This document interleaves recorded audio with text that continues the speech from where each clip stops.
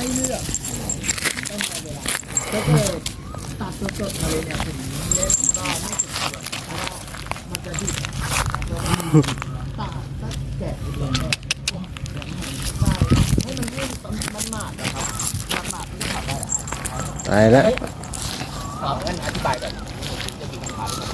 ผมเลือกซื้ออย่างถ้าจะว่าตามท้องตลาดต้องซื้อว่าอย่างราคาย่อมเยาเนี่ยราคาสูงนี่ก็ถึง 3,000 ก็มันมีหลายวิธี ทีนี้ 3,000เนี่ยมันมีน้ำต้น ใช่ครับ แล้วก็ผมเห็นมันมีดูเล็ก ใช่ ดูใหญ่จะเป็นน้ำต้นพันไม้ดูเล็กก็มีอันนี้เห็ดที่ไม่มีดูเล็ก ทำหน้าตางง คือเอา ทำหน้างง คือ